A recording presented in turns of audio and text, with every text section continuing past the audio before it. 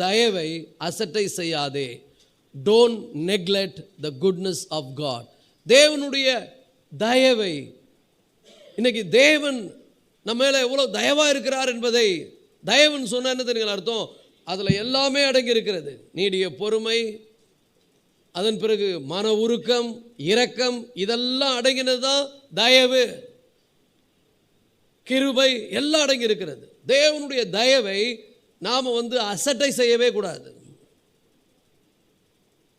இன்னொரு இடத்துல வாசிக்கிறோம், 1 பேதுரு 2ஆம் அதிகாரத்திலே, கர்த்தர் தயவு உள்ளவர் என்பதை நீங்கள் ருசி பார்த்தது உண்டானால் எல்லா விதமான துர்குணத்தையும் ஒழித்து விட்டு நாங்கள் ஆரம்பிக்கிறார். நல்லா புரிஞ்சுங்க.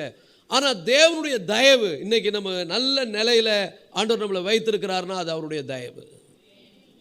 நம்ம ரொம்ப நல்லவங்கன்றதுனால இல்லை, நம்மெல்லாம் குறைவுள்ளவங்க. நம்மிடத்தில் நிறைய குறைவுகள் இருக்குது. சொல்ல போனால் நம்ம தண்டிக்கப்பட வேண்டியவர்கள், நாம் நியாயம் தீர்க்கப்பட வேண்டியவர்கள். ஆண்டவர் நமக்கு எந்த ஒரு நன்மையும் கொடுக்கக்கூடாது. இந்த வெயிலில் கடந்த நாட்களில் ஏற்பட்ட கடுமையான அனல் காற்றினாலே தேர்தல் அலுவலகத்துக்கு தேர்தல் பணிக்கு சென்ற 25 பணியாளர்கள் வெயில் குடும்பத்தாலாமல் செத்துட்டாங்க. ஆனால் இந்த வெயிலில் நம்ம கூட வெளியில் போயிட்டு வந்தோம், எந்த சேதமும் வராமல் கர்த்தர் தம்முடைய தயவுனால நம்ம பாதுகாத்திருக்கிறார். கொரோனா வந்தது, எவ்வளோ பேர் செத்தாங்க. ஆனால் நம்மளை ஆண்டவர் உயிரோடு வைத்திருக்கிறார். அது அவருடைய தயவு. நம்ம ரொம்ப பெரிய உத்தமன், நான் ரொம்ப கிளவராக இருந்துட்டேன், நான் தப்பிச்சுக்கினேன்னு நீங்கள் நினச்சிங்கன்னா அது ரொம்ப நீங்கள் பண்ணுற இன்னும் பெரிய தப்பு. அப்போ தேவனுடைய தயவு. இன்றைக்கி நான் நல்லா இருக்கிறேன், இன்றைக்கி எனக்கு வேண்டியதெல்லாம் ஆண்டவர் கொடுத்துருக்கிறாரு. இன்றைக்கி எனக்கு ஆண்டவர் நல்ல ஒரு சமாதானம் நிறைந்த, ஒரு அன்பு நிறைந்த குடும்பத்தை கொடுத்துருக்கிறார். நாங்கள் என் குடும்பத்தில் நல்ல சந்தோஷமாக இருக்கிறோம் அப்படின்றவங்க கை தூக்குங்க பார்க்கலாம்.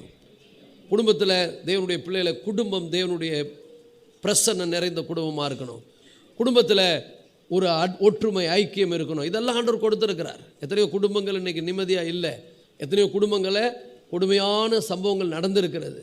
கடந்த நாட்களில் செய்தித்தாள்கள் வாசித்த போது ஒரு இளம் தம்பி, வாலிப தம்பி, சின்ன பையன், 16 வயது மதிக்கத்தக்க பையன், திருப்பூரில் வண்டியில் வாகனத்தில் போய் விபத்துக்குள்ளாகிவிட்டான். அந்த பையன் செத்த உடனே அவனுடைய பாடியை பார்த்துட்டு போயிட்டு அவங்க பெற்றோர் 2 பேருமே சூசைட் பண்ணிட்டாங்க. ஏன்னா குழந்தை மேலே அவ்வளோ பாசம். ஒரு பிள்ளையினுடைய மரணத்தை தாங்க முடியாமல் நானும் என் பிள்ளை போன இடத்துக்கே போகிறேன்னு போயிட்டாங்க. நல்லா புரிந்து கொள்ளுங்கள் கர்த்தருடைய பிள்ளைகளை. அப்படிப்பட்ட கொடுமையான சம்பவங்கள்லாம் உலகத்தில் நடந்து கொண்டிருக்கிறது. பயங்கரங்கள் நடந்து கொண்டிருக்கிறது. ஆங்காங்கே பார்த்தீங்கன்னா நிம்மதி இல்லாமல் ஜனங்க அலைகிறார்கள். சந்தோஷம் இல்லை, சமாதானம் இல்லை. நாம் ஒன்றும் பெரிய உத்தமர்கள் இல்லை, நம்ம ஒன்றும் நம்ம பார்வையில் நம்ம நல்லவங்க இல்லை. அப்படி இருந்தாலும் இன்றைக்கி நல்ல நிலையில் கர்த்தர் நம்மளை வைத்திருக்கிறார் என்று சொன்னால் அது அவருடைய தயவு. ஆனால் இந்த தயவை ஒரு நாள் அசட்டை பண்ணாதீங்க. எங்கெல்லாம் மாறணுமோ அங்கெல்லாம் மாறிக்கணும், எங்கெல்லாம் சரிப்படுத்திக்கணுமோ அதையெல்லாம் சரிப்படுத்திக்கணும். I am okay, I am perfect, நான் இப்படி தான் இருப்பேன், நான் பண்ணுறதெல்லாம் கரெக்டு, நான் கரெக்டாக போகிறதுனால தான் எல்லாம் நல்லா நடக்குதுன்னு நீங்கள் நினச்சிங்கன்னா அது அடிமுட்டாள் தனம். நீங்கள் நல்லா போகிறதுனாலையோ, நீங்கள் பர்ஃபெக்டாக இருக்கிறதுனாலையோ, நீங்கள் கரெக்டாக இருக்கிறதுனாலையோ இன்றைக்கி நீங்கள் நல்லா இருக்கிறீங்க நீங்கள் நினைக்காதீங்க.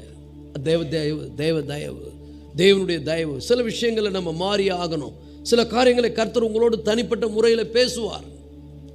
நீங்கள் ஆண்டவருடைய சமூகத்தில் முழங்கால் படியிட்டு உங்களையே நிதானித்தறிந்து கர்த்தருடைய பந்து எடுக்க வரும்போது ஒரு உணர்வே இல்லாமல் சில பேர் கர்த்தருடைய பந்து எடுக்கிறோம். அக்கிரமம் அநியாயம் பண்ணுறதெல்லாம் பண்ணிட்டு மனம் திரும்புதலே கிடையாது, உணர்வே கிடையாது. அப்படியே இது என்னமோ இது கோயில் பிரசாதம் நினச்சிக்கிறாங்க. ஏதோ ஒரு கோயிலில் கொடுக்குற சுண்டல் குழக்கட்டைன்னு நினச்சிக்கிறாங்க. அப்படி கிடையாது.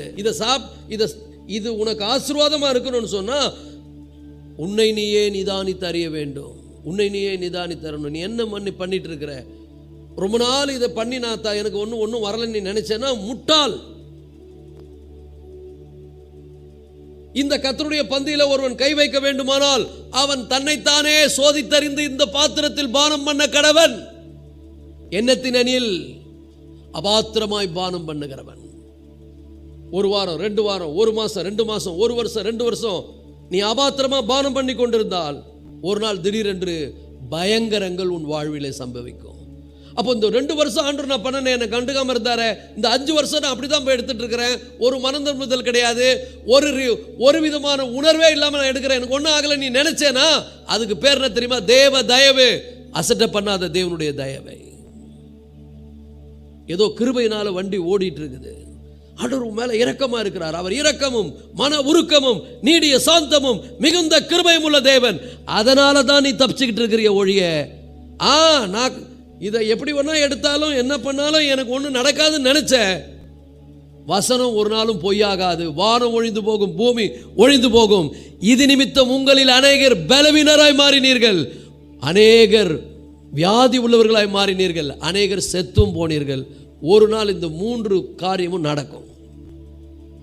நடக்கலைன்னா அது தேவ தயவு. தேவன் உண்மையில் தயவா இருக்கிறார், இரக்கமா இருக்கிறாரு, மனம் திரும்பவனுக்கு சான்ஸ் கொடுக்கிறாரு. இருமாப்பா இருக்காத, கடினமா இருக்காத,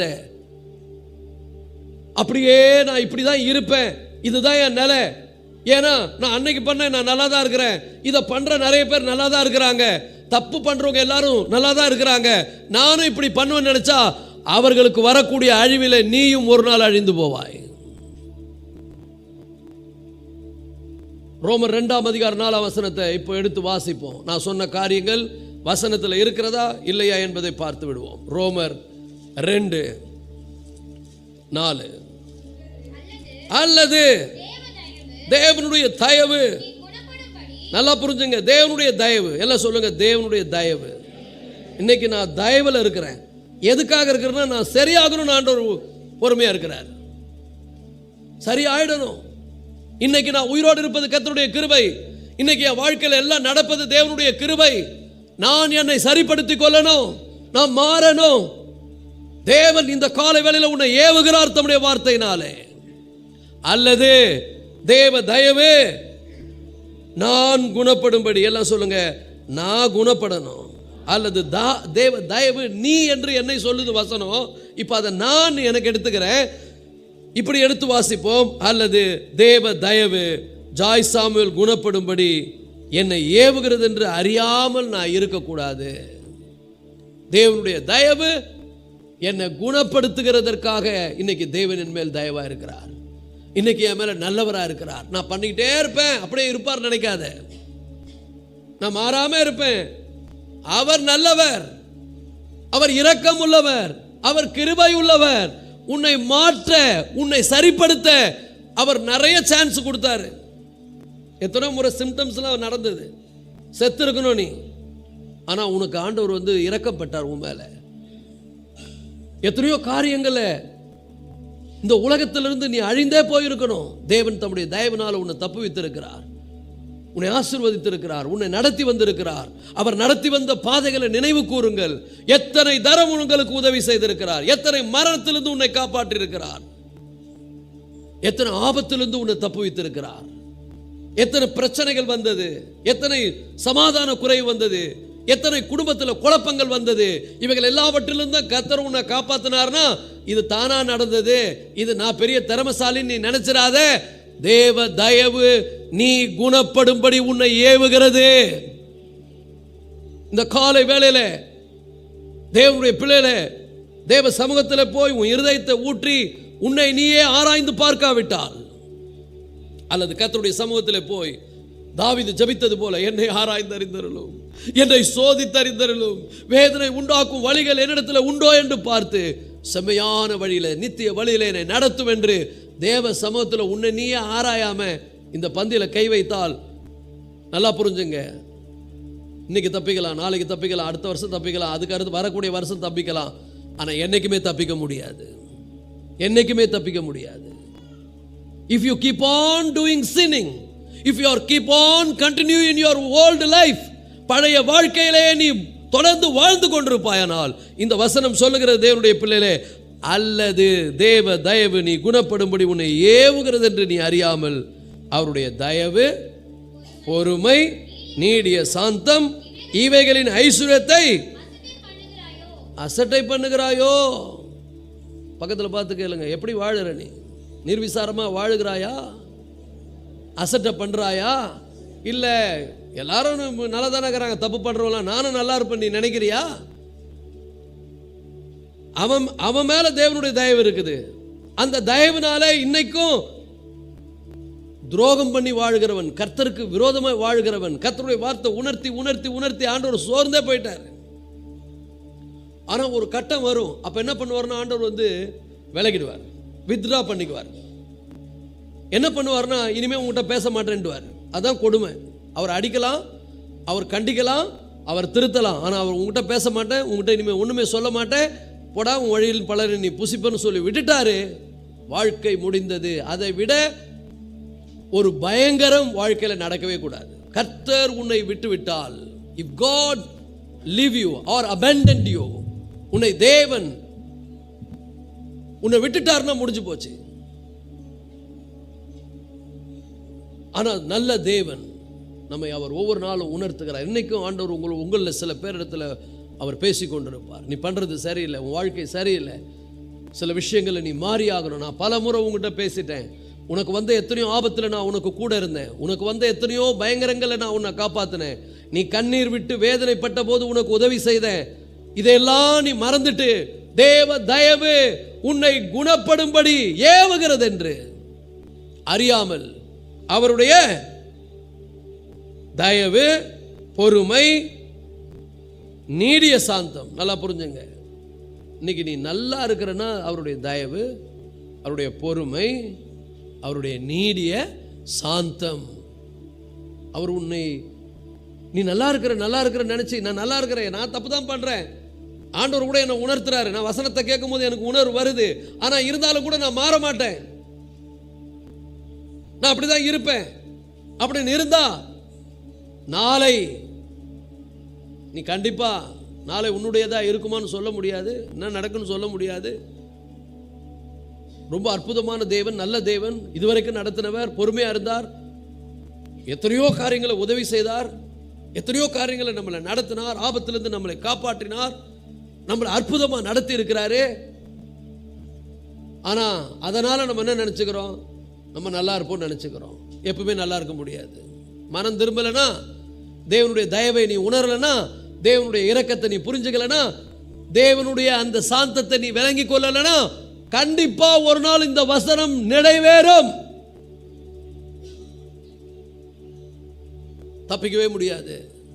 தேவனுடைய தயவு எப்படிப்பட்டது, தேவனுடைய அந்த கிருபை எப்படிப்பட்டது, தேவன் எப்படி அவர் ஐஸ்வர்யர், அதில் ஐஸ்வர்யவான் என்று சொல்லப்பட்டிருக்கிறது.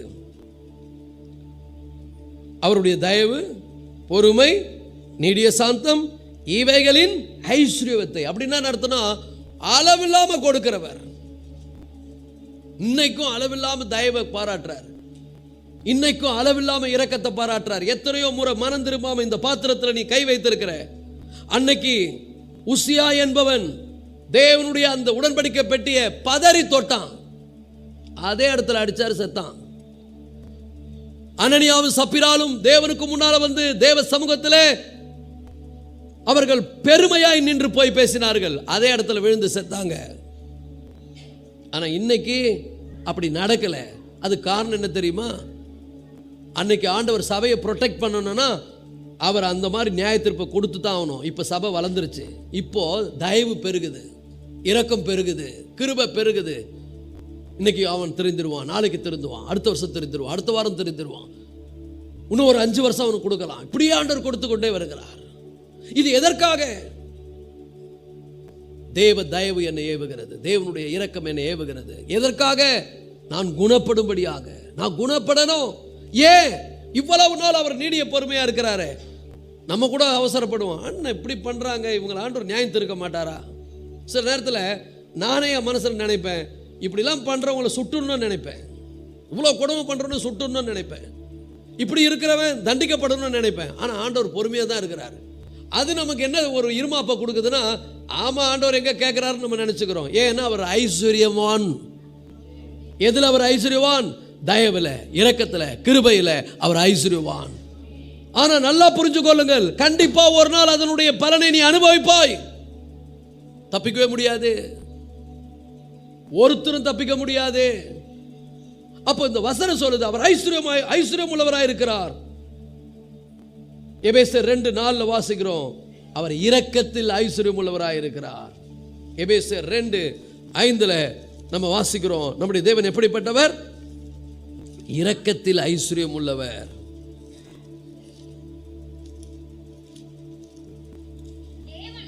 தேவனோ இரக்கத்தில் ஐஸ்வர்யம் உள்ளவராய் நம்மில் அன்பு கூர்ந்த தம்முடைய மிகுந்த அன்பினாலே. அதாங்க மிகுந்த அன்பு.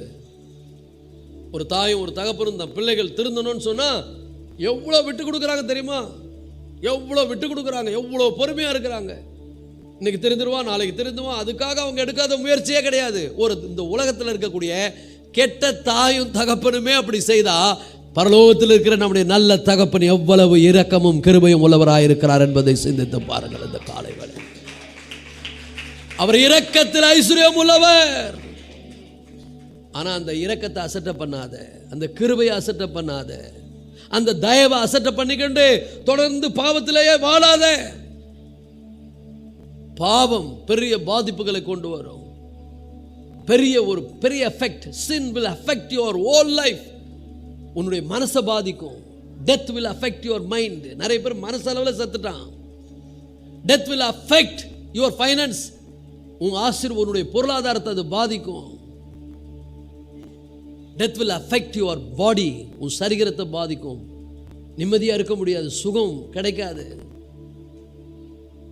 இரவில் நல்ல தூங்க முடியாது, தாறுமாறான எண்ணங்கள், தவறான கனவுகள், பயங்கரமான நிம்மதி இல்லை, விரக்தி, வாழ்வதை விட செத்து போகலாம் என்கிற ஒரு மனநிலைக்கு அதான் முடிவில் கொண்டு வந்துடும். அநேகர் ஆண்டவர் ரொம்ப கிருபையா இரக்கமா விட்டு கொடுத்து இவன் திருந்துருவான், மாறிடுவான், நாளைக்கு மாறுவான் அப்படி விட்டு கொடுத்து ஒரு காலம் வரும்போது நல்லா புரிந்து கொள்ளுங்கள், ஆண்டவருடைய தயவை அசட்டை பண்ணி, ஆண்டவருடைய இரக்கத்தை அசட்டை பண்ணி, ஆண்டவருடைய அந்த அந்த அந்த பொறுமையை நம்ம அசட்டை பண்ணி வாழும்போது என்ன நிலைக்கு போகும் தெரியுமா? கொடுமையான ஒரு நிலைக்கு நாம் சென்று விடுவோம். அவருடைய ஐஸ்வர்யத்தை குறித்து நம்ம பார்க்கும்போது அவர் எல்லாவற்றிலும் ஐஸ்வர்யவானா இருக்கிறார். அவ்வளவு இரக்கம் உள்ளவர்.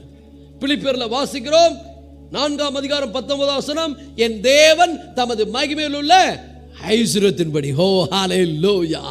எல்லாம் சொல்லுங்க, என் தேவன் தமது மகிமையில் உள்ள ஐஸ்வர்யத்தின்படி. இன்னைக்கு நான் அவர்கிட்ட என்ன நிறைய வல்லமை இருக்குது. அதுல ஒரு வல்லமை நம்மளை பாதுகாக்கிற வல்லமை. அவருடைய அந்த பாதுகாக்கிற ஐஸ்வர்யத்தின்படி இன்னைக்கு என்ன பாதுகாத்து வைத்திருக்கிறார். பாதுகாக்கிறதுல அவர் ஐஸ்வர்யவான். ஒரு அல்லேலூயா சொல்லுவோமா? கொடுக்கிறதுல அவர் ஐஸ்வர்யவான். இன்னைக்கு நமக்கு வேண்டியதை கொடுத்திருக்கிறார். தாறுமாறா கொடுக்கிறவர் அல்ல. நல்லா புரிஞ்சுங்க. உனக்கு தேவை இருக்குது, உனக்கு வேண்டியதை ஆண்டவர் கொடுக்கிறாரு. ஆண்டவர் கொடுக்கிறத தவறா பயன்படுத்தாத. ஆண்டவர் கொடுக்கிறத உன் சுயநலத்துக்காக பயன்படுத்தாத. ஆண்டவர் என்ன ஆசீர்வதித்திருக்கிறார்னா அதுல பெருமை கொள்ளாத. நல்லா புரிஞ்சுங்க, என் தேவன், எல்லாம் சொல்லுங்க, என் தேவன் இன்னைக்கு தமது மகிமையுள்ள ஐஸ்வர்யத்தின்படி என்னை வாழ வைத்துக் கொண்டிருக்கிறார். அவருடைய தயவை நான் ருசி பார்க்கிறேன். ஹல்லேலூயா. இன்னைக்கு எனக்கு கிடைச்ச எல்லாருடைய தயவு, எனக்கு என் வாழ்க்கையில் கிடைச்ச எல்லாமே நல்லா புரிந்து கொள்ளுங்கள். இன்னைக்கு நீங்க பெற்றுக்கொண்ட எல்லாம் எங்கிருந்து வந்தது? தானா வரலைங்க. நம்மெல்லாம் எப்படியோ கெட்டு நாசமாகி திசை கெட்டு போய் அழிந்து போய் உலகத்தில் இருக்கிற மற்றவர்களை போல கோபாக்கினியின் பிள்ளைகளை வாழ வேண்டியவங்க. தேவனோ இரக்கத்தில் ஐஸ்வர்யம் உள்ளவராய் நம்மில் அன்பு கூர்ந்த தமது மிகுந்த அன்பினாலே நம்முடைய தேவைகளை சந்தித்து, நம்முடைய ஜெபங்களை கேட்டு, நம்மளை குணமாக்கி, அநேக தீமைகளுக்கு நம்மை விலக்கி, நம்மை பாதுகாத்து இன்றைக்கு உயிரோடு வைத்திருக்கிறார் என்று சொன்னால் அது அவருடைய தயவு. அல்லேலூயா. நான் நல்லா இருக்கிறேன். இன்னைக்கு போய் மருத்துவமனைக்கு கொஞ்சம் விசிட் போங்க.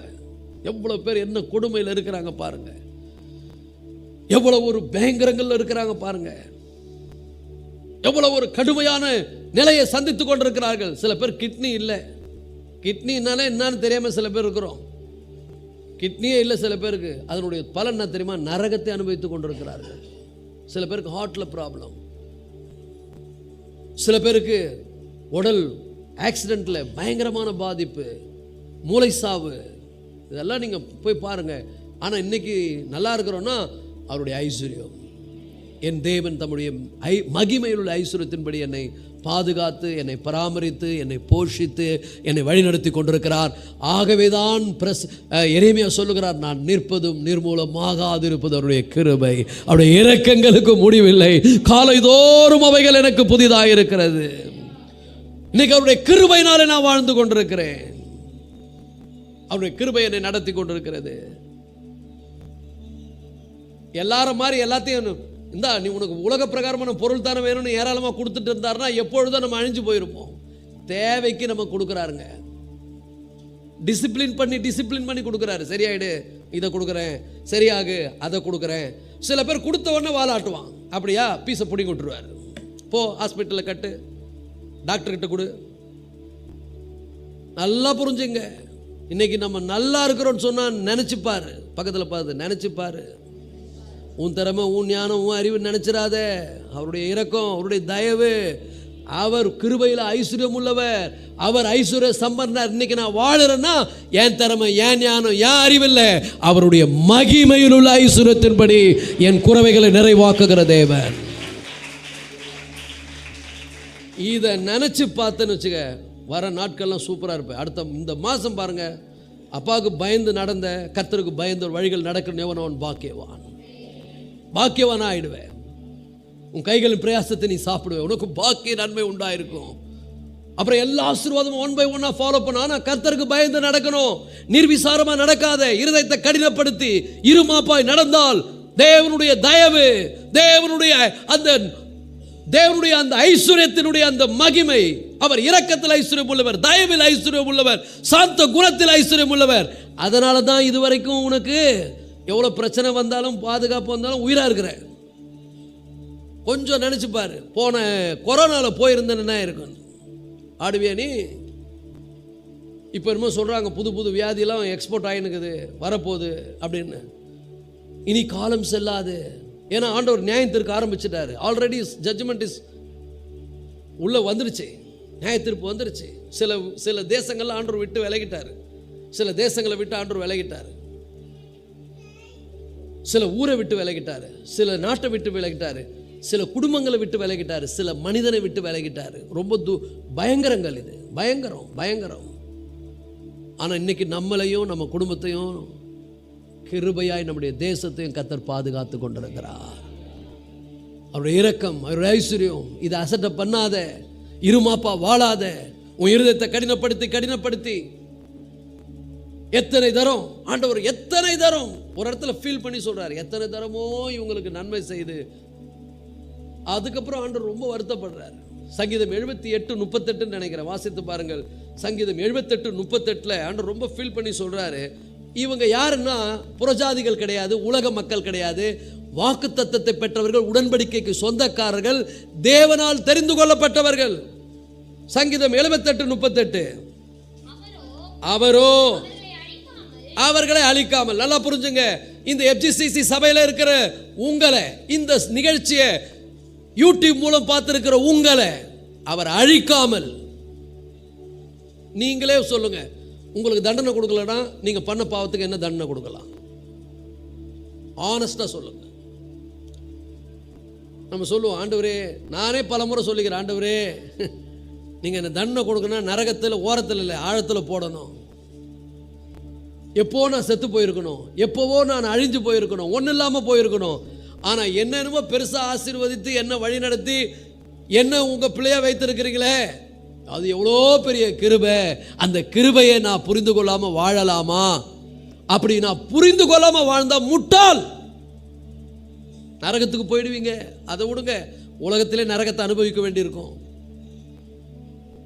இந்த உலகத்தில் பல மனசில் ஒரு ரிச்சே இருக்காது, மனசு அலைபாயும், மனசு கெட்டு போயிடும், கெட்ட காரியங்களை செய்ய ஆரம்பிச்சிருவீங்க. அப்படிலாம் இல்லாமல் அவருடைய செமையான வழியில் இன்னைக்கு நடத்துறாருன்னா அவருடைய கிருபை. ஆனால் நான் மனம் திரும்பணும். ஸோ அவர் எத்தனை தரமோ அவர்களை அழிக்காமல். நல்லா புரிஞ்சுங்க, எத்தனை தரமோ அவர்களை அழிக்காமல். இன்னைக்கு நான் அழியாமல் இருக்கிறது யாருடைய கிருபை? அவருடைய கிருபை. எத்தனை தரமோ அவரோ அவர்களை அழிக்காமல் இரக்கம் உள்ளவராய். சொல்லுங்க, இன்னைக்கு நான் நல்லா இருக்கிறேன்னு சொன்னா அவருடைய இரக்கம். ஹல்லேலூயா. பக்கத்தில் பார்த்து சொல்லுங்க, இன்னைக்கு நான் நல்லா இருக்கிறேன்னா அவருடைய இரக்கம், நான் நிற்பதும் நிர்மூலமாகாதிருப்பதும் அவருடைய இரக்கம். ஹல்லேலூயா. அவருடைய இரக்கங்களுக்கு முடிவில்லை. வேதம் சொல்லுங்க, முடிவில்லாத இரக்கம். Time to time is renewing. ஒவ்வொரு நாளும் கிருபையை கொடுக்குறாரு. நேற்று செய்ததை இன்னைக்கு அவர் ஞாபகம் வச்சு அடிக்கிறவர் இல்லை. நேற்று செய்ததெல்லாம் மறந்துட்டாரு. போன மாதம் பண்ணியே நீ கூட ஞாபகம் வச்சுருப்ப, ஐயோ நான் அப்படி பண்ணிட்டேனே, முட்டாள் மாதிரி நடந்துட்டேனே. ஆனால் அவர் மறந்துட்டாரு. ஒவ்வொரு நாளும் புதிய கிருபை. ஆனா இந்த கிருபையை அசட்டை செய்யாதே, இந்த கிருபையை புறக்கணிக்காதே, நிர்விசாரமாய் வாழாதே, மனம் திரும்பு. நீ பண்றதெல்லாம் மனுஷனே பொறுக்க மாட்டேன்றான். சில பேரெல்லாம் பார்த்தா எனக்கு அவ்வளோ கோவம் வருது. எத்தனை வாட்டி சொல்றது, எனக்கே டென்ஷன் ஆகுது. நானா இருந்தா அப்படின்னு அங்க வந்தா மனுஷிகத்தில் நான் அவசரப்படுவேன். ஆனா தேவனோ என்ன பண்ணலையா, அவர்களை அழிக்காமல். நான் தேவனா இருந்தா எப்போ அழிச்சிருப்பேன். நல்ல வேலை அவர் தேவனா இருக்கிறார். உங்க வீட்டில் கூட நீங்க சில பேரை பார்ப்பீங்கல்ல, நான் மட்டும் என்கிட்ட மட்டும் இந்த மாதிரிலாம் இருந்தா அவங்கள விட்டு வைக்க மாட்டேன்னு சொல்லுவோம் இல்லை? என்னென்ன பண்றாங்க தெரியுமா? ஆனா பண்றவங்கலாம் புறஜாதி இல்லை, ஆண்டவர் அறியாதவங்கள, உள்ள இருக்கிறவங்க தான் கிறிஸ்தவங்க. பண்றதெல்லாம் ஏடா கூட. கேட்டாக்கா ஆண்டவர் என் மேல கிருபையா இருக்கிறாரு, ஆண்டவர் பார்த்து நிற்கிறாரு, ஆண்டவர் ரொம்ப நல்லவர் நினைச்சுன்னுக்கிறோம். நல்லவர் தான். நல்லா புரிஞ்சுங்க. நீ அசட்டப் பண்ணேனா, நீ புறக்கணிச்சேனா, கண்டிப்பா ஒரு நாள் பதில் சொல்லி ஆகணும். பக்கத்தில் பார்த்து கேளுங்க. நல்லா கேக்குதா உனக்கு இது? அல்லேலூயா சொல்லுங்க எல்லாரும். அப்போ ஆண்டவர் இந்த இஸ்ரவேல் ஜனங்களை எவ்வளோ விட்டு கொடுத்தாரு, எவ்வளோ பொறுத்தாரு, எவ்வளோ சகித்தாரு. ஆனா இந்த மாதிரி ஒரு கல்லஞ்சக்காரனுங்க உலகத்திலே பார்த்துருக்க முடியாதுங்க. இந்த மாதிரி ஒரு இருமாப்புள்ள ஆட்களை பார்த்தே இருக்க முடியாதுங்க. நானே ஃபீல் பண்ணி இந்த இஸ்ரவேல் ஜனங்களை பற்றி படிக்கும் போதெல்லாம் எனக்கு அவ்வளோ டென்ஷன் ஆகும். என்னடா இவ்வளோ நல்ல தேவனை போயிட்டு விட்டுட்டு மறுபடியும் பாகாலையும் விக்கிரகங்களையும் அருவருப்பான வாழ்க்கை வாழ்ந்துருக்குதுன்னா இதுங்க எப்படி இருக்கும்? இன்னைக்கு நம்மளை நினைச்சு பாருங்க, தேவனுடைய பிள்ளையில இன்னைக்கு நம்ம கர்த்தருடைய பந்தியில கை வைக்க வந்திருக்கிறோம். இங்க பார், ஆண்டவர் ஒன்றும் பார்க்காத இருக்கிற கண்ணு தெரியாதவர் இல்லை. கிருபை இன்னைக்கு நிற்கிறது, நீ நிற்பதும் நிர்மூலமாகாது இருக்கிறது அவருடைய கிருபை, அவருடைய தயவே. நாளைக்கு ஐயோ எனக்கு ஆண்டவர் சொன்னாரே, என்னை உணர்த்தினாரே, எனக்கு பேசினாரே, என்னை சில நேரங்களில் அடிச்சாரே, நான் தான் புரியாம முட்டாளா நடந்துங்கன்னு இப்போ கொஞ்சம் குறைய எல்லா தீங்குக்கும் உள்ளானேனே என்று முறையிடுவாய். அப்ப ஆண்டவர் கேட்க மாட்டார். அதனுடைய அர்த்தம் என்ன? God abandoned you. தேவன் உன்னை விட்டு விலகிவிட்டார். தேவன் விலகிட்டார்னா அதை விட கொடுமை எதுவுமே கிடையாது. சொல்ல மாட்டாரு. ஒவ்வொரு காலங்களும் அப்படி நடந்திருக்குது. நோவாவின் காலத்துல எவ்வளவு சொல்லி பார்த்தாரு, போராடி பார்த்தாரு, வாக்குவாதம் பண்ணி பார்த்தாரு. டே பாவி இப்படி போகாத, அழி வருதுன்னாரு. அவனுக்கு யாரும் அதை அசட்டை பண்ணானுங்க. ஐயா இந்த கிழவனுக்கு வேலை இல்லைன்னு நினைச்சாங்க, இவன் சரியில்லைன்னு நினைச்சாங்க. ஆமா புதுசா சொல்றாருன்னாங்க. இவர் ஒழுக்கமானு பார்த்தாங்க. ஆனா தேவனுடைய பிள்ளையில ஒரு நாள் நியாய தீர்ப்பு வந்தது. அந்த நியாய தீர்ப்பு என்ன தெரியுமா? நியாய தீர்ப்புல ரொம்ப கொடுமையான நியாய தீர்ப்பு. ஆண்டவர் வித்ரா பண்ணிட்டார். அதாங்க நியாய தீர்ப்பு. இனி என்னுடைய ஆவி மனுஷனோட போராடுவதில்லை. அதுதாங்க பெரிய டேஞ்சர். வெள்ளம் அழிஞ்சது கூட பெருசு கிடையாதுங்க. எனக்கு என்ன கேட்டா, அப்பா ஒருத்தன் கூட பேசலன்னு மூஞ்ச திருப்பிட்டாரு, கொடூரங்கள் நடக்கும், பயங்கரங்கள் நடக்கும். அவனுடைய ஆத்மா நரகத்தில் போய் வேகம். உலகத்தில் நிம்மதியாக வாழ முடியாது, சந்தோஷமா வாழ முடியாது. இன்னைக்கு சொல்றேன் கர்த்தருடைய பிள்ளைகளே, மனம் திரும்புங்கள், பரலோக ராஜ்யம் சமீபமாக இருக்கிறது. அசட்டை பண்ணாதீர்கள். தேவ தயவே நம்மை குணப்படும்படி இன்னைக்கு ஏவி கொண்டிருக்கிறது. 2024 இந்த ஜூன் மாதம் இந்த முதல் வாரத்தில் நீ உயிரோடு இருக்கிறாய் என்று சொன்னால் ஆண்டவர் கண்டுக்காம இல்லை. எல்லாம் தெரியும் உன்னை பத்தி. பக்கத்தில் பார்த்து சொல்லுங்க, எல்லாம் தெரியும். ஆண்டவர்கிட்ட ரெக்கார்டு தான் பேசும். நல்லா புரிஞ்சுங்க. அவருக்கு சிசிடிவி வச்சிருக்கிறாரு, ஆடியோபிள் சிசிடிவி துல்லியமா பார்க்குற வச்சிருக்காரு. எல்லாம் நீ மறைமுகமாய் யோசனை பண்ணி துராலோசனை பண்ணி செய்த அத்தனையும் ஒரு நாள் வெளியரங்கமாக ஆண்டவர் வெளிப்படுத்துவார். இந்த ஜனங்களுக்கு எவ்வளவு சொல்லி பார்த்தாரு, கடைசியாக ஒரு முடிவுக்கு வராரு. அவர் சொல்றாரு, அவரோ அவர்களை அழிக்காமல். இதுக்கு பேர் என்னதுங்க? அவருடைய இரக்கம். ஹல்லேலூயா. அவர்கள் அக்கிரமத்தை மன்னித்தார், அவர் தமது உக்கிரம் முழுவதையும் எழுப்பாமல். நல்லா புரிஞ்சுங்க, அவ்வளோ கோபம் வருது சில பேர்லாம் பண்றதை பார்த்தா. எனக்கே அவ்வளவு வெறிச்சலும் கோபமும் வருது. ஆண்டவர் எவ்வளோ கோபப்படுவார் பார்த்துங்க. அவ்வளோ உக்கிரம் முழுவதும் எழுப்பாமல் அப்படியே தன்னை வித்ரா பண்ணிக்கிறாராம், கண்ட்ரோல் பண்ணிக்கிறார். அப்புறம் ஒரு உக்கிரம் முழுவதும் எழுப்பாமல் அநேக தரம். நல்லா புரிஞ்சுக்க, ஒரு முறை 2 முறையில் நீ பண்ண விஷயம் எத்தனை முறை இந்த 2024 கொஞ்சம் நினைச்சு பாரு. உனக்கு நினைவு தெரிஞ்சதுலேருந்து நீ என்னென்னலாம் பண்ணியிருக்கிற. அப்பா சும்மாக்கிறார் நினைச்சுக்கிறியா? கண்டுக்க மாட்டார் நினைக்கிறியா? அவர் எங்கேயோ இருக்கிறார் நினைக்கிறியா? ரெக்கார்டு தான் பேசும், எல்லாம் ரெக்கார்ட் ஆகுது. இப்போல்லாம் ஃபோன் பேசினாலே பயமாகுது, ரெக்கார்ட் பண்ணிடுறான். நீங்கள் இப்படி சொன்னீங்க, இல்லை நான் அப்படி சொல்லணும் மாற்றி சொன்னேன், ஒரு நிமிஷம் இருங்க, ரெக்கார்டை போடுறான், க்ளீனாக இருக்குது. உலக மனிதனே இவ்வளோ ஞானம் உள்ளவன் ஒரு சின்ன செல்போனில் எல்லா வாய்ஸையும் எல்லா வீடியோவும் கேதர் பண்ண முடியும்னா, ராஜாதி ராஜா, ஞானவான்களுக்கு எல்லாம் ஞானவான், உலகத்தில் பேரறிவாளர், எல்லா ரெக்கார்டை வச்சிருக்காரு. ஒவ்வொருவருடைய ஃபைலும் பார்த்தீங்கன்னா அவர் செல்போனில் உலகமே இருக்குது. நீங்கள் எத்தனை ஜிபி வச்சுக்கிறீங்க சொல்கிறாங்கல்ல, உங்கள் ஹார்ட் டிஸ்க் எவ்வளோ சார்? இவ்வளோதான் கெப்பாசிட்டி. அப்பா ஒரு அற்புதமான ஒரு ஹார்ட் டிஸ்க் வச்சுக்கிறாரு, மெகா ட்ரிபிள், அது என்ன சொல்கிறாங்க, அவ்வளோ ஜிபி, அது ட்ரில்லியன். ஆனால் பார்த்தீங்கன்னா இந்த மாதிரி தான் வச்சுருப்பாருன்னு நினைக்கிறேன். பின்பு புத்தகங்கள் திறக்கப்பட்டனன்றாரு. இந்த மாதிரி புத்தகம் போல இருக்குது, டிஜிட்டல் புத்தகம். அதில் ஒரு ஃபைல் வச்சுக்கிறாரு. அது பேர் என்னது? ஆட்டுக்குட்டியானவருடைய ஜீவ புத்தகம். அதில் பேர் எழுதப்பட்டவன் தான் பாக்கியவான். ஒரு ஆமென் சொல்லுங்க. ஃபைலை ஓப்பன் பண்ணார், நீ காலி. இத்தனைக்கும் தெரிந்து கொள்ளப்பட்ட மக்கள், உடன்படிக்கைக்கு சொந்தக்காரர்கள், வாக்குத்தத்தத்தை பெற்றவர்கள், குணப்படல, மாறல, திருந்தல, எத்தனை வாட்டி சொல்லுவது. அப்ப ஆண்டவர் சொல்றாரு, அவர் தமது உக்கிரம் முழுவதையும் எழுப்பாமல் அநேக தரம் தமது கோபத்தை விலக்கி விட்டார். நான் கூட சில நேரத்தில் அப்படி தானே, சரி பரவாயில்ல மறந்துடுறோம். பெற்றோர்களாய் இல்லை, நம்ம பிள்ளைங்க பண்ணுற சில தப்புகளை நம்மளே மறந்துடுறோம், டக்குன்னு சரி பண்ணிக்கிறோம் நம்மளே. பரவாயில்ல விடு, நம்ம பிள்ளைங்கன்னு விட்டுறோம். நான் உலக மனுஷனே என் பிள்ளைங்க மேலே அவ்வளோ இறக்கமாக சரி விட்டுடலான்னு நான் நினைக்கும் போது, பரலோகத்தில் அப்பா எவ்வளோ நல்லவராக இருக்கிறாரு, எத்தனை முறை விலக்கி இருப்பார் பாருங்க.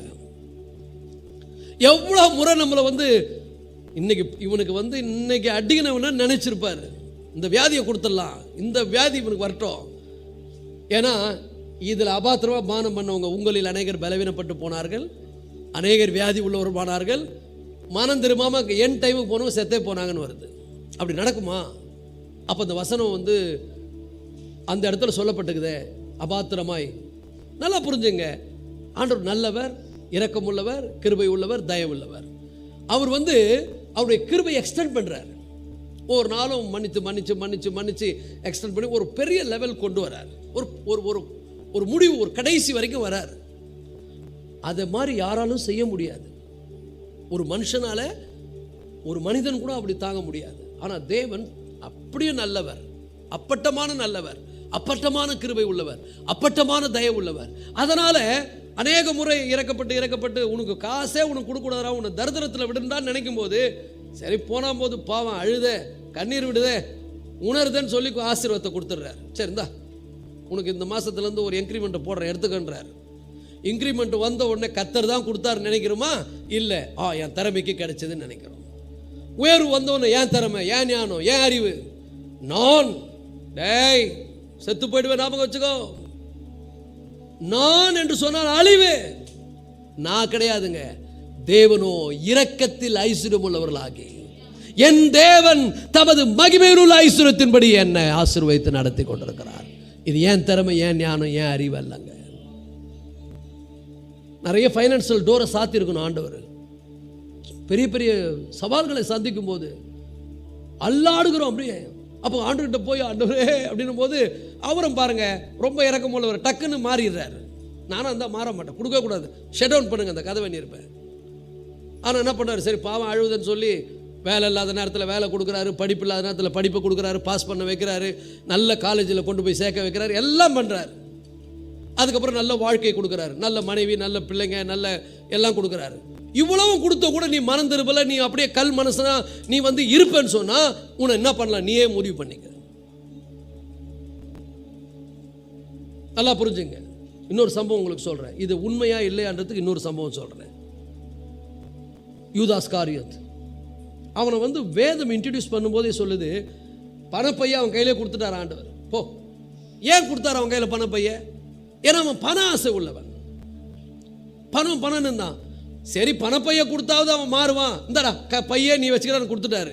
எவ்வளோ டொனேஷன் வந்திருக்கும் பாருங்க. எல்லாம் அரண்மனையிலேருந்து வந்தது. ஏன்னா லூக்கா 8ஆம் அதிகாரத்தில் வாசிக்கிறோம், ஏசப்பாவுக்கு ஃபைனான்ஸ் பண்ணவங்க எல்லாரும் இந்த சைடு இருக்கிறவங்க கம்மி, இந்த சைடு இருக்கிறவங்க தான். கை தட்டிங்க, உங்களை தான் சொல்கிறேன். ஏசப்பாவுக்கு நிறைய பணம் கொடுத்தவங்க யார் தெரியுமா?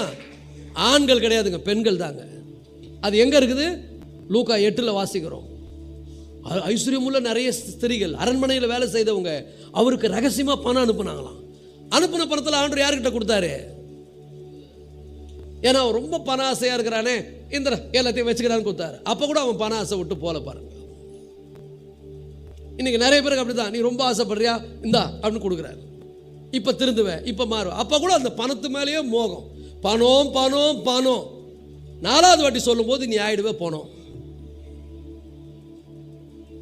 நல்லா புரிஞ்சுக்கோ. உனக்கு கொடுக்கிறாரு, எவ்வளவு கொடுக்கிறாரு, பண ஆசை விட்டு ஒழின்றாரு. வர அந்த பண ஆசை. ஆனா வரும்போது இன்னும் வராதா, எப்படிலாம் பணத்தை சுரண்டலாம், எப்படிலாம் பணத்தை சேர்க்கலாம், இதே மைண்ட்ல போகாத. அப்படி ஒரு ஆள் இருந்தான்.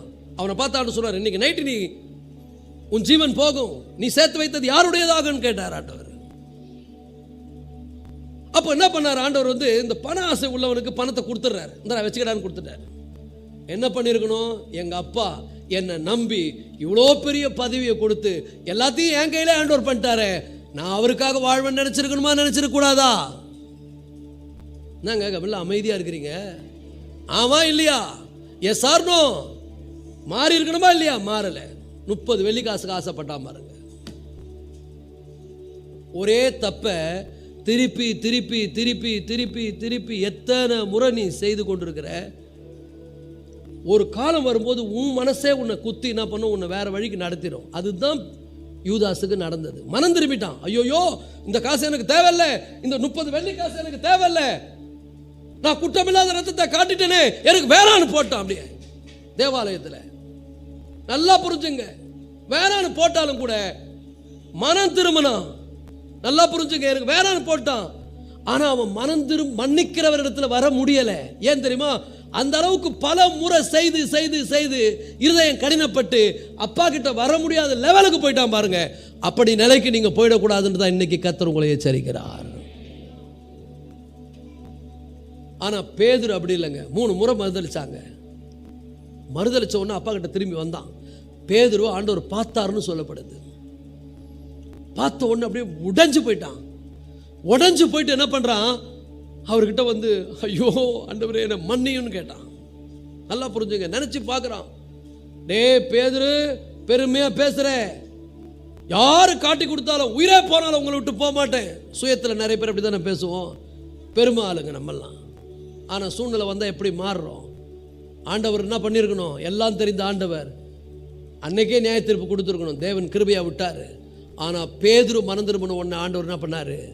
அவன் வர முடிந்தது ஆண்டவரிடத்துல, மறுபடியும் அந்த உறவை புதுப்பித்துக் கொள்ள முடிந்தது, மறுபடியும் சரி பண்ணி கொள்ள முடிந்தது.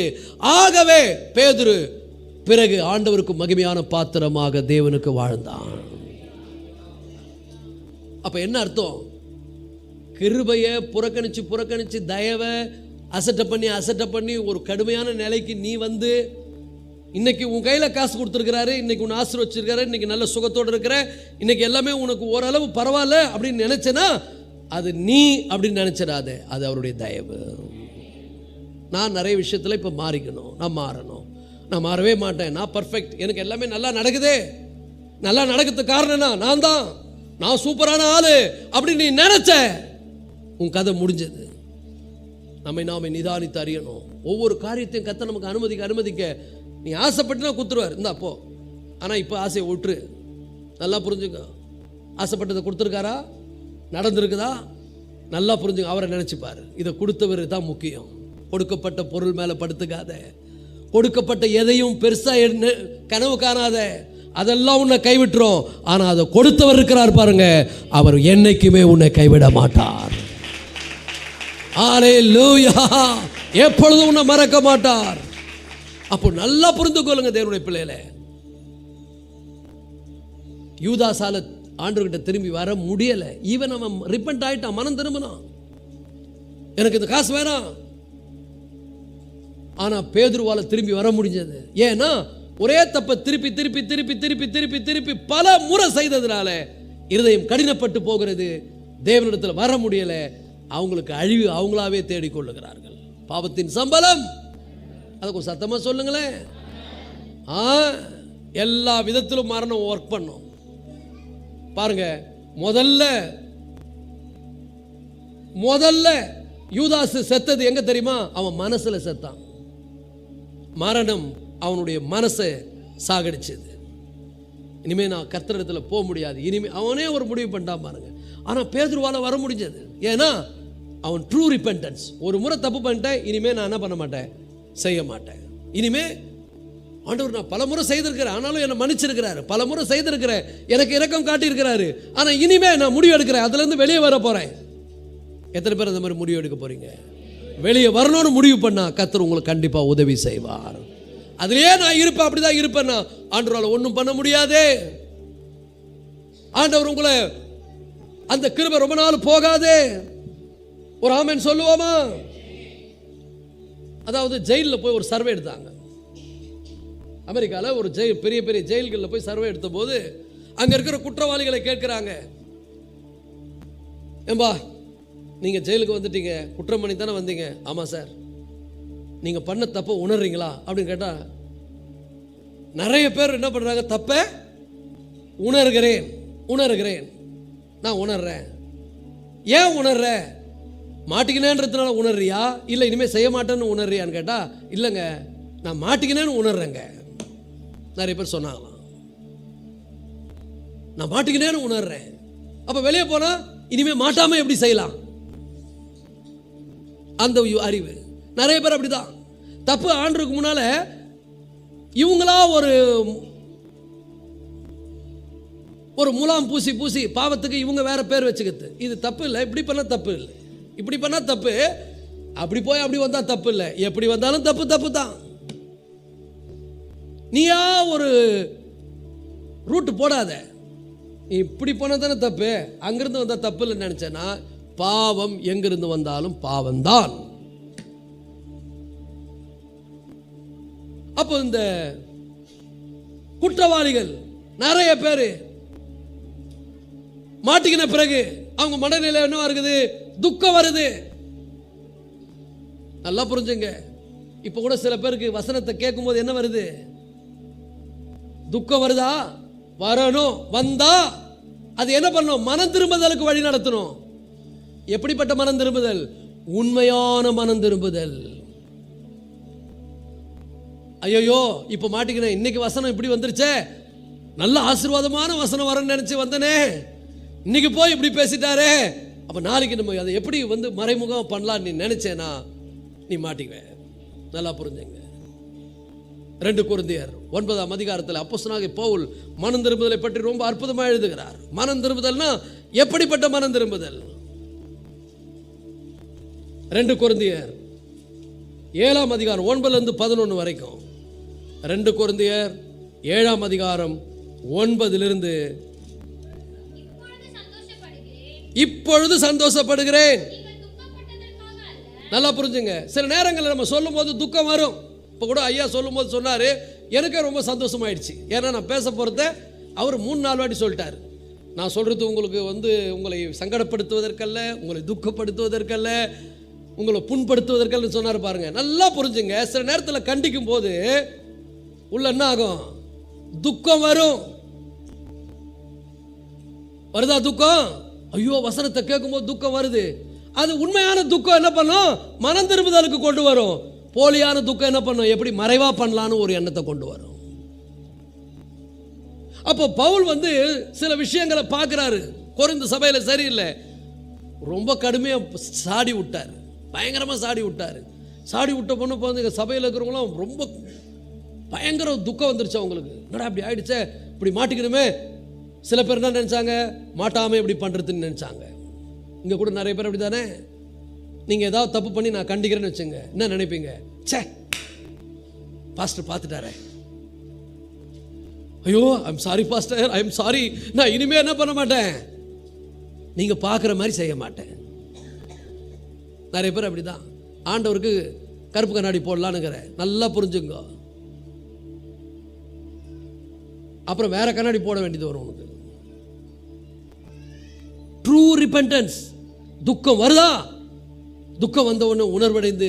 அப்போ பவுல் சொல்றாரு, என்ன அழகா சொல்ற பாருங்க, 2 கொரிந்தியர் 7:9 இப்பொழுது சந்தோஷப்படுகிறேன்றார்.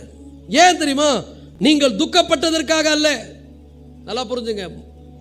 சோபன் பாலையா சொன்னார்ல, ஐயோ உங்களை துக்கப்படுத்தல எனக்கு ரொம்ப சந்தோஷமாயிடுச்சு. ஆவியானவர் சபைகளுக்கு சொல்லுகிறதை காதுள்ளவன் கேட்க கடவன். ஏன்னா சில நேரங்களில் கண்டிக்கும் போது அவங்க இருதயம் என்ன ஆகுது, துக்கப்படுது. துக்கப்பட்டதுனால பவுல் சொல்றாரு, நான் உங்களை கண்டிச்சேன், நீங்க துக்கப்பட்டீங்க, அதனால நான் சந்தோஷப்படலைன்றார். நான் அழகா போடுறாரு பாருங்க ஆவியானவர் பவுல் மூலம். அவர் சொல்றாரு, இப்பொழுது சந்தோஷப்படுறேன்றாரு. எதுக்காக தெரியுமா, நீங்கள் துக்கப்பட்டதற்காக அல்ல. இன்னைக்கு கூட சொல்றேன், நான் இப்போ சொன்ன வசனம் நான் கூட சொன்னேன்ல, தயவு செய்து எப்பா ஆயத்த ஜபத்துக்கு வாங்கப்பா, 1 மணி நேரம் தான்ப்பா போது சில பேருக்கு விருடி ஏறல துக்கம். எனக்கு ரொம்ப சந்தோஷமா இருக்குது சொல்லும் போது, உங்களுக்கு துக்கமா இருக்குது. ஆனா நான் சந்தோஷப்பட்டது நீங்க துக்கப்பட்டதற்காக அல்ல, நீங்க வந்துருவீங்க மாறி அப்படின்பதற்காக. ஒரு ஆமென் சொல்லுங்க. இப்போ நம்ம ஒருத்தரை கண்டிக்கிறோம், ஒருத்தரை சரி பண்றோம்னா கண்டிக்கிற நமக்கு சந்தோஷமா இருக்கும். அதை கண்டிப்பு கேட்குறாங்க பாருங்க, அவங்களுக்கு எப்படி இருக்கும், சனியை எங்கன்னா போய் தொலைதா பாருது, இது ஏன் தான் இங்கே இருக்குதோ இல்லை, எப்போ பாரு உயிரை வாங்குறாங்க, என்ன நிம்மதியாக இருக்க விட மாட்டேன்றாங்க. அவங்க அப்படி ஃபீல் பண்ண உடனே நம்ம வெளியே போய் சந்தோஷப்படுறோன்னு வச்சுங்களேன். ஏன்னா நாளைக்கு மாறிடுவாங்கன்னு நினச்சி நம்ம சந்தோஷப்படுறோம். அவங்க என்ன நினச்சிக்கிறாங்க, நம்ம துக்கப்பட்டதுக்காக அவர் சந்தோஷப்படுறாங்கன்னு நினச்சிக்கிறாங்க. அதனால பவுல் எழுதுறாரு, எம்மா நான் உன்னை கண்டித்தது, எப்பா நான் உன்னை கண்டித்தது, சபையில் இருக்கிறவங்களுக்கு இந்த ஆலோசனையை சொன்னது, எனக்கு நான் இப்போ சந்தோஷமா இருக்குது சொல்லிட்டேன்னு. ஆனா நான் சொன்னதுனால நான் சந்தோஷப்படலை, நீங்க துக்கப்பட்டதுனால சந்தோஷப்படலை, நீங்க மனம் மாறிடுவீங்கன்னு நான் சந்தோஷப்படுறேன். இவ்வளவும் கேட்டு இவ்வளவும் சத்தியத்தை கேட்டு மறுபடியும் இந்த பாத்திரத்தில் நீ அபாத்திரமா போஜனம் பண்ண செத்த போ, அழிவு நிச்சயம். அடுத்த லைன் கவனிங்க, அவர் என்ன அழகா எழுதுறார் பாருங்க, மனம் திரும்பதுக்கு ஏதுவாக துக்கப்பட்டதற்காகவே சந்தோஷப்படுறேன். பார்த்தீங்களா? அப்போ நீங்க மனம் திரும்புது, ஆமா நான் ஐயோ I am sorry, sorry, if you feel sorry don't do it again. பக்கத்தில் பார்த்து சொல்லுங்க, உணர்ந்துட்டியா, மறுபடியும் அதையே செய்யாத. அது உண்மையான துக்கம் கிடையாது. மனம் திரும்பதுக்கு ஏதுவான துக்கம், மாட்டிக்கணுமேன்றதுனால துக்கம் இல்லை. நிறைய பேர் மாட்டிக்கணுமேன்றதுனால துக்கப்படுறோம். அதான் சிறைச்சாலையில் சர்வே எடுத்த போது சொன்னாங்களாம், ஏன்பா நீ உண்மையாவே நான் இந்த மாதிரி தப்பு பண்ணிட்டேன்னு மனம் வருத்தப்படுறியா, மாட்டிக்கணுமே மனம் வருத்தப்படுறியானா, சே நான் மாட்டிக்கணும் பாருங்க, அதாங்க வருத்தம். நானா ஏகப்பட்ட பேர். அப்போ என்ன பண்ணுவான், வெளியே போய் இனிமே மாட்டாம எப்படி பண்ணலான்னு யோசிப்பான். ஆனா உலகத்தில் நீ மாட்டாம வேலை செய்யலாங்க, அங்க மாட்டாம இருக்க முடியாதுங்க. எல்லா இடத்துலையும் சிசிடிவி வச்சிட்டார் போங்க, கண்டிப்பா மாட்டிக்குவேன்.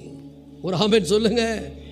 அப்போ சந்தோஷப்படுகிறேன், நீங்கள் ஒன்றிலும் எங்களால் நஷ்டப்படாதபடிக்கு தேவனுக்கேற்ற துக்கம் அடைந்திருக்கிறீர்கள். எத்தனை பேர் தேவனுக்கேற்ற துக்கம் அடைந்திருக்கிறீர்கள்? மனுஷனுக்கேற்ற துக்கம் இல்லைங்க, தேவனுக்கேற்ற துக்கம். ஆண்டவரை நான் ஃபீல் பண்ண வச்சுட்டேன், ஆண்டவரை நான் அப்படி நோக்க அடிச்சிட்டேன், ஆண்டவருக்கு விரோதமாக நான் அப்படி நடக்கிறேனே, ஆண்டவரே நான் இனிமே செய்ய மாட்டேன். யூதாஸ் மாதிரி இருக்க போறியா, பேதுரு மாதிரி இருக்க போறியா? யூதாஸுக்கு ஆண்டவர் என்ன பண்ணாரு, சரி ஆசைப்படுறான், பணம் மேலே அவனுக்கு ரொம்ப மோகமாக இருக்குது, எல்லாமே நீயே வச்சுக்கன்னு கொடுத்துட்டாரு. கொடுத்த கூட திருந்தலைன்னா என்ன அர்த்தம்? இன்னைக்கு உன்னை நல்லா வச்சிருக்கிறாரு, திருந்துறியா நீ? பக்கத்தில் பார்த்து கேளுங்க, எதனா குறை வச்சுக்கிறாரா உனக்கு? இது வரைக்கும் உன்னை எங்கேயாவது கைவிட்டுக்கிறாரா? நீ எதுலையாவது பெரிய பேரழிவு வந்ததே, கொரோனா, சத்தியா நீ உயிரா இருக்கிற, புரிஞ்சுக்கிறியா? நீ தேவ தயவு நீ குணப்படும்படி உன்னை ஏவுகிறது என்று அறியாமல் அவருடைய இரக்கம், அவருடைய தயவு, அவருடைய சாந்தத்தை அசட்டை பண்ணுவாயோ?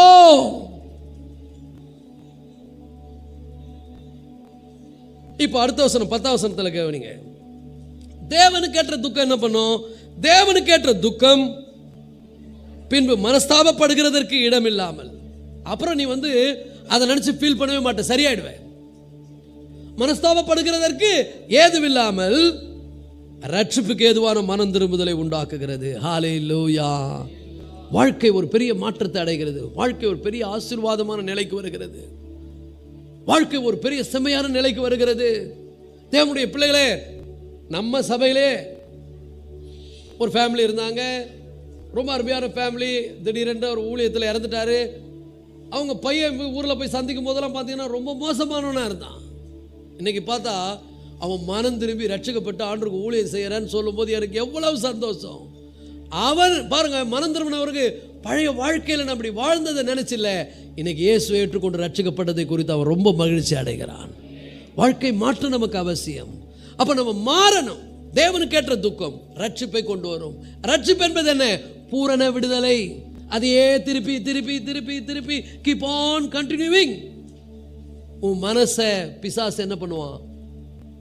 பாதித்து விடுவான். 2 பேரை நாம வச்சுங்க. ஒன்னு ஜூடாஸ், இன்னொன்னு பீட்டர், பேதுரு. யூதாஸ் அவன் ரொம்ப அதையே திருப்பி திருப்பி செய்யறானே, இதை கொடுத்தா திருந்துருவான்னு கொடுத்தாரு, திருந்தல. அது எங்க போச்சுன்னா இயேசுவையே காட்டி கொடுக்குற லெவலுக்கு பணம் கொண்டு போச்சு. இன்னைக்கு நம்ம எத்தனை பேர் பண ஆசை உள்ளவர்களா இயேசுவுக்கு துரோகம் பண்ணி கொண்டிருக்கிறோம்.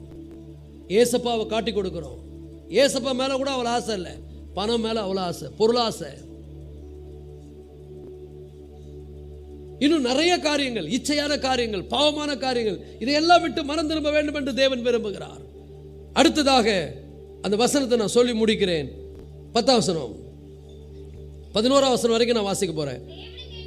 தேவனுக்கு ஏற்ற துக்கம் பின்பு மனஸ்தாபப்படுகிறதுக்கு இடம் இல்லாமல் ரட்சிப்புக்கு ஏதுவான மனம் திரும்பலை உண்டாக்குகிறது. லௌகிக துக்கமோ, நல்லா புரிஞ்சுங்க, பாதிப்பை ஏற்படுத்தும். நான் திருந்துவேன், ஆனா சான்ஸ் கிடைச்சா மறுபடியும் அதே மாதிரி செய்வேன். இது எங்க கொண்டு போய் விடும்? யூதாசை நினைச்சுங்க. யூதாஸ் என்ன பண்ணா? ஆண்டவர் எவ்வளவு கிருபை கொடுத்தாரு, எவ்வளவு தயவை கொடுத்தாரு, அவனை கூடவே வச்சுக்கினாரு, அவனுக்கு எல்லாமே பண்ணாரு. ஆனா முடிவில் அவன் keep on continuing the same sin again and again. அதே பாவத்தை திருப்பி திருப்பி செய்ததுனால அவனே தன்னை மாய்த்து கொண்டான். அவனுக்குள்ள மரணம் வந்து விட்டது. பாவத்தின் சம்பளம் மரணம். எல்லாத்தையும் பாதிக்கும். ஆனா இயேசு கிறிஸ்துவுடைய கிருபை வரமோ உங்களுக்கு எதை கொண்டு வரும்? நித்திய ஜீவனை கொண்டு வரும், ஒரு மகிழ்ச்சியை கொண்டு வரும். எல்லாவற்றிலும் நல்லா இன்னைக்கு கர்த்தருடைய சமூகத்தில் நாம ரிப்பெண்ட், ட்ரூ ரிப்பெண்டன்ஸ். எப்படா மறைமுகமாக செய்யலான்னு இல்லை, இல்லைப்பா நான் ஒவ்வொரு முறையும் ஃபீல் பண்ணுறேன், நான் துக்கப்படுறேன், ஐ won't do it again. எனக்கு கிருபை கொடுங்க, எனக்கு பலன் கொடுங்க. 10ஆம் வசனத்தை வாசிங்க. தேவனுக்கேற்ற துக்கம், 11ஆம் வசனம். பாருங்கள், நீங்கள் தேவனுக்கேற்ற துக்கம் அடைந்தது உண்டே. தேவனுக்கேற்ற துக்கம் அடைந்தது உண்டே. அது உங்களிடத்தில் எவ்வளவு ஜாக்கிரதையும் குற்றம் தீர, குற்றத்தை மாத்திக்கும். தேவனுக்கேற்ற துக்கம் குற்றம் தீந்துரும், பாவம் மாறிடும், அப்படியே இருக்காது. You are not going to same again and again. அதே மாதிரி இருக்க மாட்டீங்க, மாறிடுவீங்க. நல்லா புரிஞ்சுங்க, நீங்க தேவனுக்கேற்ற துக்கத்தை உடையவளா இருந்தீங்கன்னா மாறிடுவீங்க. லௌகிக துக்கம் என்ன பண்ணும்? திருப்பி திருப்பி செய்ய வைக்கும். அப்போ ஆவிக்குரிய துக்கம், உலக பிரகாரமான துக்கம். நீங்க என்ன துக்கத்தை இப்போ ஆண்டுக்கு முன்னால துக்கப்பட போறீங்க? எல்லாரும், நம்ம எல்லாரும் கர்த்தருக்கு முன்னால என்னென்ன காரியத்தை குறித்து கர்த்தர் நம்மளை உணர்த்துறாரோ இன்னைக்கு பேசுவார் ஆண்டவர் நம்மோடு. இந்த விஷயத்தை குறித்து நான் நீண்ட நாளாக உங்கள்கிட்ட பேசிட்டு வரேன். இந்த விஷயத்தில் நீ மாறணும்னு நான் நிறைய முறை உன்னை உணர்த்தி இருக்கிறேன், நிறைய முறை உன்னை சொல்லி இருக்கிறேன். இன்னைக்கு மாறு அப்படின்னு ஒரு கிருபையை, ஒரு தயவை, அவருடைய ஐஸ்வர்யம் நமக்கு தருகிறது. அப்ப தேவனுக்கேற்ற துக்கம் பாருங்கள். நீங்கள் தேவனுக்கேற்ற துக்கம் அடைந்தது உண்டே, அது உங்களிடத்தில் எவ்வளவு ஜாக்கிரதையாயும் குற்றம் தீர எவ்வளவு நியாயம் சொல்லுதலையும் எவ்வளவு எது மேல, நீங்க பண்ண பாவத்து மேல. நான் இப்படி நடந்துட்டேனே, இப்படி செய்துட்டேனே, இப்படியா நான் வாழ்ந்தேனே, இப்படியா பண்ணேனே அப்படின்னு அது மேல வெறுப்பு வரணும். விருப்பம் வரக்கூடாது. பாவத்தை வெறுக்கிறோம், பாவத்து மேல விருப்பம் வரக்கூடாது. வெறுப்பையும் எவ்வளவு பயத்தையும் எவ்வளவு ஆவலையும், ஆண்டவருக்காக வாழ்வதற்கு ஆவல் ஆவல் வருதா உங்களுக்கு? ஆண்டவர் மேல வாழ்வதற்கு, ஆண்டவருக்காக வாழ்வதற்கு ஆவலையும், நல்லா புரிஞ்சுங்க, பக்தி வைராக்கியம் வந்துடும். ஆண்டவர் மேல பக்தி அப்படி சூப்பரா இருக்கும். பக்தி வைராக்கியத்தையும் எவ்வளவு கண்டிப்பையும் உண்டாக்கிற்று. இந்த காரியத்திலே நீங்கள் எல்லாவற்றிலும் கரங்களை தட்டி கத்தரை மயப்படுத்துவோம். அல்லேலூயா. இந்த காரியத்திலே நீங்கள் எல்லாவற்றிலும் உங்களை சுத்தவான்கள் என்று விளங்க பண்ணீர்கள். நல்லா புரிஞ்சுங்க, கர்த்தர் நம்மளை பரிசுத்தமாக்கி விடுவார், சுத்திகரித்து விடுவார். தேவனுக்கேற்ற துக்கம் சும்மா மனுஷிக துக்கம் அல்ல, லௌகிக துக்கம் அல்ல. நான் பண்ணது தவறு, நான் பகிரங்கமா ஆண்டவரே உமக்கு முன்னால் அறிக்கை எடுக்கிறேன். இன்னைக்கு என்னை உணர்த்துற காரியங்களிலே, இன்னைக்கு என்னோடு பேசுகிற காரியங்களிலே நான் முழுமையாய் மனம் திரும்புகிறேன். நான் முழுமையாய் என்னை ஒப்பு கொடுக்கிறேன். ஒரு ஆமென் சொல்லுவோமா? அப்படி ஒப்பு கொடுத்து மனம் திரும்பும் போது தேவனுடைய பிள்ளைகளே, உண்மையாகவே தேவனுக்கேற்ற துக்கம் நம்மை பரிசுத்தமாக மாற்றும். நம்மை ஒரு நாளும் பாவத்துக்கு திரும்பி போக செய்யாது. அது கண்டிப்பை ஏற்படுத்தும். நமக்குள்ளேயே ஒரு கண்டிப்பை கொண்டு வரும், நமக்குள்ளே ஒரு உணர்வை கொண்டு வரும், நமக்குள்ளேயே ஒரு பெரிய மாறுதலை கொண்டு வரும், நமக்குள்ளே ஒரு பெரிய உணர்த்துதலை ஏற்படுத்தும். முடிவில் நம்ம என்ன ஆயிடுவோம்னா துப்புரவாய் விடுவோம், தூய்மையாகி விடுவோம். நாம் எல்லாரும் பரிசுத்தமாவதே கர்த்தருடைய சித்தமாக இருக்கிறது. எல்லாரும் எழுந்திருப்போம். அந்த காலை வேளையில் தெய்வ சமூகத்தில் கர்த்தரை நோக்கி நம்ம பார்க்க போகிறோம். இன்னைக்கு கர்த்தருடைய பந்திக்கு நேராக நான் கை வைக்கும் பொழுது கர்த்தருடைய பிள்ளைகளை சொல்லப்பட்ட வசனத்தை நான் உங்களுக்கு நினைவூட்டுகிறேன். சொல்லப்பட்ட வசனத்தை உங்களுக்கு நினைவூட்டுகிறேன். கர்த்தருடைய வசனம் சொல்லுகிறது, அல்லது தேவனுடைய தயவு நீ குணப்படும்படி, இன்னைக்கு நான் குணப்படணும் என்று உன்னை ஏவுகிறது என்று அறியாமல் அவருடைய கிருபை, அவருடைய இரக்கம், அவருடைய சாந்தம், அதனுடைய ஐஸ்வரியத்தை நீ அசட்டை பண்ணுவாயோ? ஹல்லேலூயா. ஆண்டவரிடத்தில் நம்ம மனம் திரும்புவோம். உண்மையான மனம் திரும்புதல். நான் மறுபடியும் அதே பாவத்தை கண்டினியூ பண்ணி அதே பாவத்தில் இருமாப்பா நடந்து எத்தனை தரமோ அவர் இரக்கத்தில் ஐஸ்வர்யம் உள்ளவராய் இன்னைக்கும் நம்மளை நல்ல நிலையில வைத்திருக்கிறார். நம்ம விரும்புறதெல்லாம் செய்தார், ஆசைப்பட்டதெல்லாம் கொடுத்தாரு, நம்ம வேண்டதெல்லாம் கொடுத்தாரு. அது அவருடைய தயவு, அது அவருடைய இரக்கம்.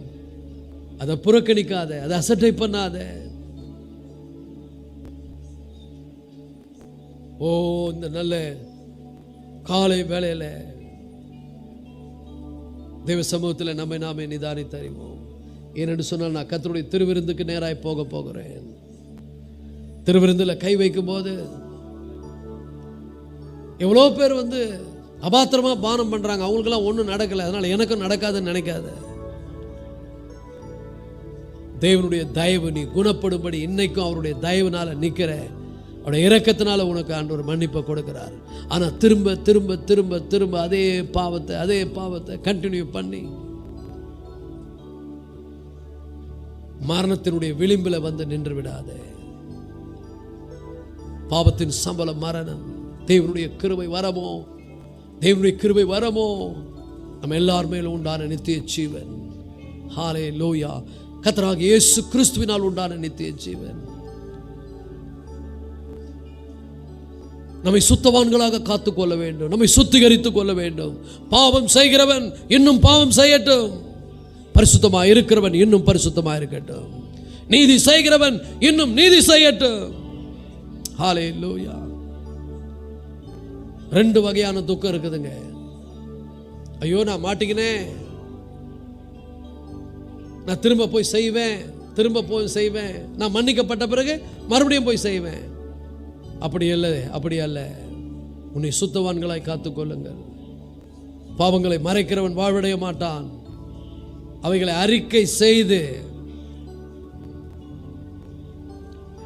ஜபிக்கிறவன் இல்லைங்க, அறிக்கை செய்து விட்டு விடுகிறவன். ஹல்லேலூயா. இந்த காலை வேளையில ஒரு பாடலை பாடும்போது ஆவியானவர் நம்ம மத்தியில் அசைவாடுவார். ஆவியானவருடைய அந்த அசைவாடுதலில் நம்ம எல்லாரையும் அவர் உணர்வுள்ளவர்களாக மாற்றட்டும். நாம நிதானித்து அறிவோம். பாவத்தை விட்டு வெளியே வரும்படியாய் நம்மை துப்புரவாக்கிக் கொள்வோம், நம்மை தூய்மையாக்கிக் கொள்வோம். ஹல்லேலூயா. ஒரு பாடலை பாடும் பொழுது இன்னைக்கு நீங்க பாவத்தை இன்னைக்கு வார்த்தையை கேட்டு நீங்க துக்கம் அடைந்திருக்கலாம். கர்த்தருடைய பிள்ளையில அந்த துக்கம் மனம் திரும்புதலுக்கு ஏதுவாய் உங்களை நடத்தணும். நீ மனம் திரும்பும் போது தேவன் சந்தோஷப்படுவார். மனம் திரும்புகிற ஒரு பாவியின் நிமித்தம் பரலோகத்தில் மிகுந்த சந்தோஷம் உண்டாகும் என்று வாசிக்கிறோம். ஹல்லேலூயா, ஹல்லேலூயா, ஹல்லேலூயா. இந்த காலை வேளையில கர்த்தருக்கு முன்னால நம்மை ஒப்பு கொடுத்து நம்ம சோமம், ஆண்டவரே என்னை தயவு கூர்ந்து உம்முடைய ரத்தத்தினால கழுவுங்கப்பா, என்னை சுத்திகரிங்கப்பா, உம்முடைய கிருபையினால என்னை சுத்திகரிங்க, என்னுடைய அக்கிரமம் நீங்க என்னை கழுவுங்க. 32ஆம் சங்கீதத்தில் தாவீது சொல்வது போல, எவர்களுடைய பாவங்கள் மன்னிக்கப்பட்டதோ அவர்கள் பாக்கியவான்கள், எவர்களுடைய மீறுதல்கள் மூடப்பட்டதவர்கள் பாக்கியவான்கள். ஓ ஹல்லேலூயா. தேவனுக்கு ஏற்ற துக்கமுடையவர்களாய் நாம் மாறுவோம். ஓ ஹல்லேலூயா.